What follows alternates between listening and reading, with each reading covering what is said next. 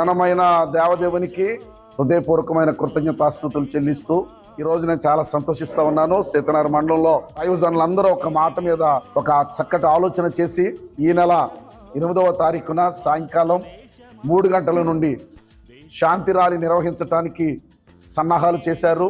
ప్రతి ఒక్క దైవజనుడు చక్కని స్ఫూర్తిదాయకంగా స్పందించి మనమంతా ఒక్కటని చెప్పి సంఘ భేదాలు లేకుండా, అలాగే కుల భేదాలు లేకుండా దళితులంతా ఏకమై శాంతి ర్యాలీ నిర్వహించడానికి సిద్ధపడడం సంతోషదాయకంగా భావిస్తున్నాను. ఈ సమయంలో ప్రత్యేకించి దళిత నాయకులను, క్రైస్తవ సంఘాలను, అలాగే దైవ సేవకులను ప్రతి ఒక్కరికి కూడా నా ప్రత్యేకమైన నమస్కృతులు. అంటే అనాది నుండి అనేక సమస్యలు ఎదుర్కొంటూ షెడ్యూల్ క్యాస్ట్ సంబంధించినటువంటి దళితులపై అనేక రకాలైనటువంటి అగత్యాలు జరుగుతూ వచ్చాయి.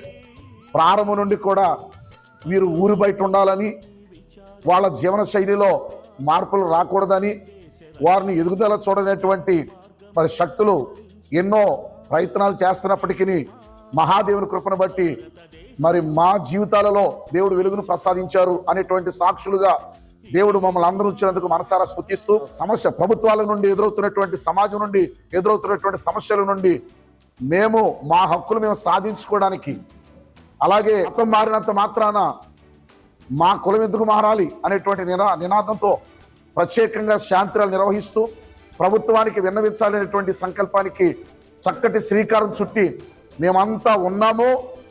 రేపు 8వ తారీఖున విజయవంతం చేయబోతున్నామని వీరు ఇచ్చిన సాక్ష్యాన్ని బట్టి, వీరు నిలబడిన విధానం బట్టి అందరినీ గౌరవిస్తూ, దయచేసి ఇంకా ఎవరైతే దూరంగా ఉన్నారో వారు సంఘటితమై రేపు 8వ తారీఖున మనమంతా ఒకటని సమాజానికి చాటి చెప్పి ఈ శాంతి ర్యాలీని విజయవంతంగా జరిగించడానికి ప్రతి ఒక్కరు కూడా సన్నద్ధమయ్యాం. ఇక ముందు కూడా సన్నద్ధం కాబోతున్నామని తెలియజేస్తా ఉన్నాను. ప్రాముఖ్యంగా ప్రభుత్వాలు వచ్చాయి. ఈ మధ్య ఆక్విడిలో భయంకరమైన పరిస్థితులు ఎదురయ్యాయి.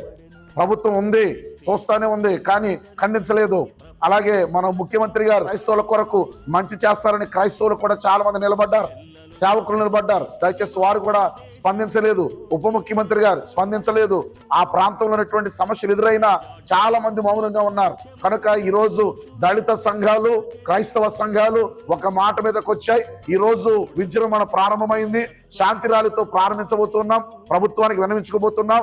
దయచేసి ఇప్పటికైనా స్పందించి మీరు ముందుకు వచ్చి మా యొక్క హక్కులు పాడు కాకుండా, హక్కులను హరించిపోకుండా దయచేసి వాటిని కాపాడడంలో మీరు చేయూత అందించాలని ఇక్కడ ఉన్నటువంటి దళిత నాయకులందరి పక్షంగా, సీతనగర్ మండలంలో ఉన్న సేవకుల పక్షంగా మీ మోజస్ బాబు కోడి, తూర్పుగోదావరి జిల్లా పాస్టర్స్ ఫెలోషిప్ కేబినెట్ నాయకులుగా తెలియపరచుకుంటున్నాను. Thank you.